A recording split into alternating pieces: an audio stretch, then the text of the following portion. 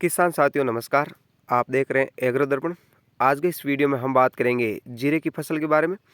जीरे की फसल में सिंचाई का बहुत बड़ा योगदान होता है। इस कारण जीरे की फसल में सिंचाई कब कब करनी चाहिए, इसके बारे में आज के इस वीडियो में चर्चा की जाएगी। किसान साथियों, वीडियो में जानकारी आपको पसंद आई तो लाइक अवश्य कीजिए और चैनल को सब्सक्राइब भी कीजिए।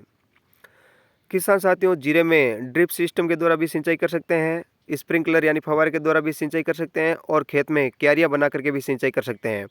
तो तीनों तरीकों में से जो भी तरीका आपको पसंद आए या अपने क्षेत्र के अनुसार आप सिंचाई कर सकते हैं। जो आपके क्षेत्र में जिस तरीके से सिंचाई की जाती है उस हिसाब से आप सिंचाई कर सकते हैं। तो इस तरीके से आप सिंचाई कर सकते हैं। और सिंचाई जैसे आप जीरे की फसल की बुआई करते हैं तो बुआई के तुरंत बाद में सिंचाई की जाती है और इसके 6-7 दिन बाद में एक हल्की सिंचाई की जाती है। 6-7 दिन बाद में सिंचाई करने से जीरे का बीज है वो अंकुरण के लायक हो जाता है और फूल करके बड़ा हो जाता है और खेत में नमी रहती है।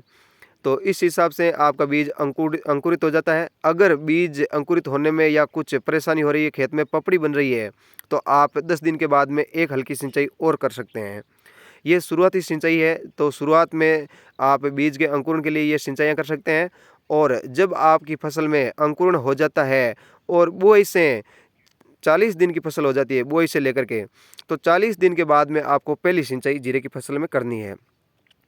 तो 40 दिन के बाद में आप सिंचाई करते हैं। इसके हर 20 दिन के बाद में वापस आप सिंचाई कर सकते हैं। यानी 60 दिन की फसल होने पर आप दूसरी सिंचाई कर सकते हैं।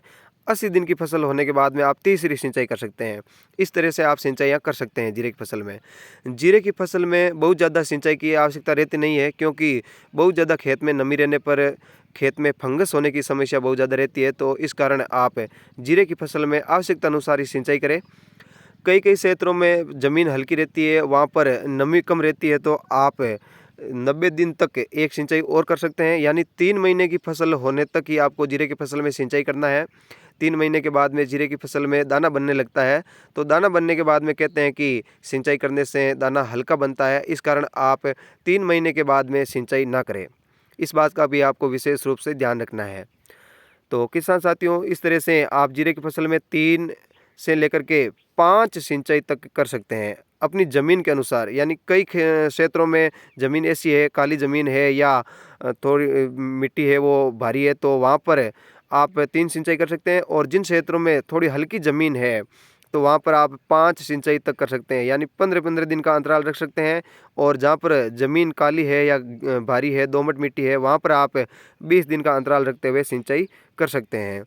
तो इस तरह से 3 से 5 सिंचाई ये बीज के अंकुरण के बाद की होती है। तो 3 से 5 सिंचाई कर सकते हैं। और किसान साथियों, सिंचाई आप किसी भी तरीके से करते हैं तो जैसे फव्वारे के द्वारा या स्प्रिंकलर के द्वारा सिंचाई कर रहे हैं तो 2 घंटे से ज़्यादा सिंचाई आपको नहीं करनी है। और क्यारियाँ बना करके सिंचाई कर रहे हैं तो क्यारियाँ आप बहुत ज़्यादा ना भरें। यानी बहुत ज़्यादा भरने से जीरे के ऊपर से पानी जा सकता है, तो थोड़ा आप बहुत ज़्यादा क्यारियाँ भर करके सिंचाई ना करें, हिसाब से करें। तो इस हिसाब से सिंचाई करने से आपकी फसल में फ़ायदा भी होगा और किसी तरह का कोई फंगस लगने का खतरा नहीं रहता है, क्योंकि ज़्यादा नमी होने से जीरे की फसल में फंगस का बहुत ज़्यादा खतरा रहता है।